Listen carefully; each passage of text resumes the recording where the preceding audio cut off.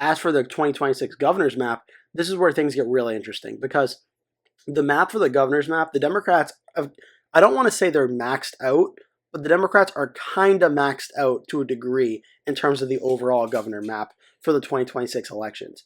Right now, the only gains I could see the Democrats potentially making for 2026 would be if the incumbent Republican governor Phil Scott in Vermont decides he doesn't want to run again and this is his last term. He hasn't made that indication yet, but if he did, Vermont would be an automatic flip to the Democrats. That one I could see being a Democratic flip. But right now, until he declares that, I'll keep it as safe Republican, because if he runs for re-election, it will be a safe Republican win. But on that standpoint, Wisconsin and Michigan are both Democratic governors, as is Kansas and Georgia and Arizona. The only Republican governor's race in 2026 that hasn't a Republican incumbent that I think will be competitive is the state of Nevada with Republican Governor Joe Lombardo. I fully expect Lombardo to win this race. I would have him winning it probably lean Republican, to maybe even likely Republican to start out right now. But Nevada is the only other really conceivable flip, along with the state of Vermont right now, that I could see the Democrats flipping on the governor's map in 2026 in a wave election. I don't think Alaska goes Democrat unless maybe Mary Peltola running makes it a lot closer and does give the potential where maybe she could flip it, but I really don't think it's too realistic to see Alaska electing a Democrat as governor.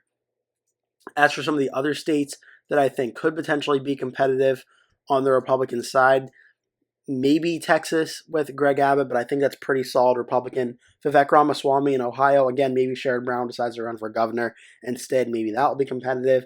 Iowa, Kim Reynolds, she's not running for re-election. Her approval rating's pretty bad. So maybe Democrats feel a little bit emboldened there and can make that one close. But a lot of the Republican seats that are being defended for the governor's map, I think, are pretty much close to being locks for the Republicans holding them. Only Vermont and Nevada, I think, are really close governor's races that could flip depending on Vermont if the Republican governor retires, and Nevada if the Democrats get really lucky in 2026, which even then I still think would stay red. I know New Hampshire's been mentioned, but New Hampshire has been a state that's voted for Democrats at the presidential, Senate, and House levels, but at the governor level loves electing Republicans, and so far everything I've heard, Kelly Ayotte's approval ratings have been doing well, so I expect her to win re-election in the state of New Hampshire, and honestly, I expect her to win re-election by even more than she won by in 2024, when she won by 9.3%. I expect her to win probably by about 12 points or so for 2026. So the governor's map's a little bit hard. The question will be, can the Democrats defend the states that they do have for 2026? Kansas, I think with Laura Kelly being term limited, is going to be really tough. Even in a Democratic wave, I think the Republicans at least win Kansas back and lean Republican for the Democrats at best case scenario. Nevada, I still think would hold on to the Republicans. Even if it's a close race, I think it would still go Republican. But Wisconsin, Michigan, both of these states I think are very conceivable for the Democrats to hold on to, especially if Tony Evers runs for re-election. Michigan, Gretchen Whitmer's term limited, but another Democrat could win that race.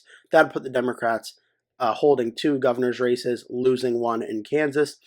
Arizona, it's going to be a tough fight for Katie Hobbs versus Andy Biggs. I think this race is going to be an absolute nail-biter. That's going to be under 1 point. It's going to be very, very close.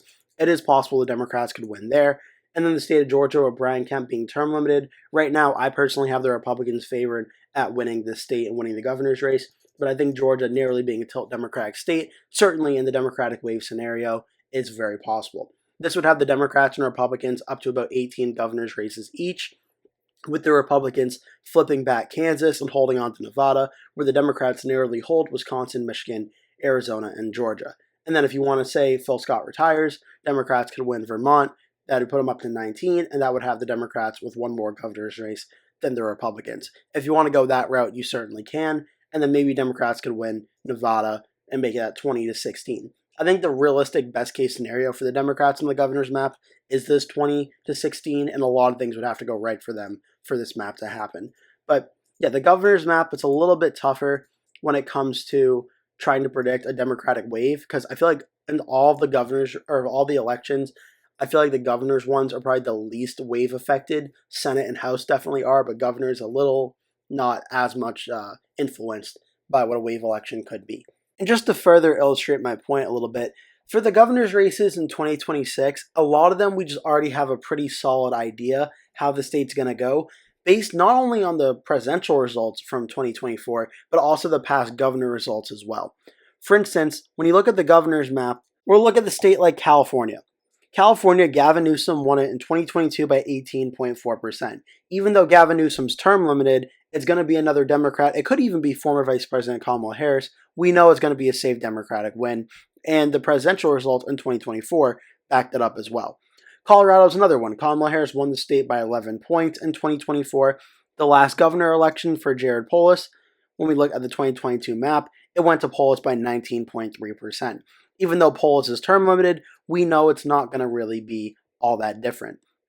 Oregon, however, it was a 3.4% win for the Democrat over the Republican in 2022, but there was a very large third-party candidate getting 8.62% of the vote. Barring another third-party candidate like that in 2026, I fully expect this will be more of a likely to safe Democratic win in 2026 than another close race like that.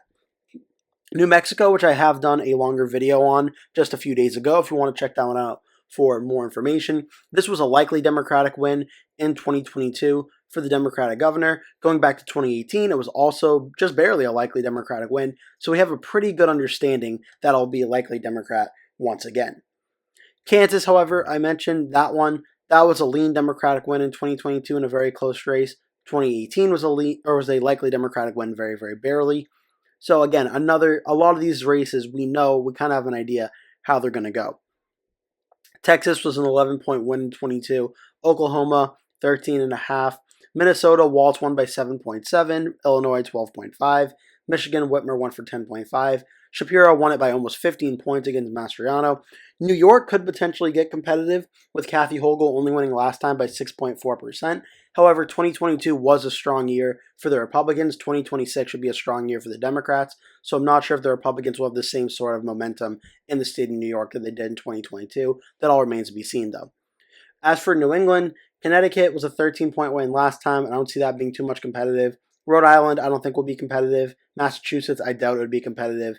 Vermont and New Hampshire, assuming both incumbents run for re-election, I fully expect both will remain solid Republican, although both of them do elect every 2 years. So now it's actually Phil Scott and Kelly Ayotte representing New Hampshire and Vermont. So I do expect that they both run it will be both Republican seats still. Maine, Janet Mills is term limited, but right now the Democrats, I would say, are likely favored to hold on there as well.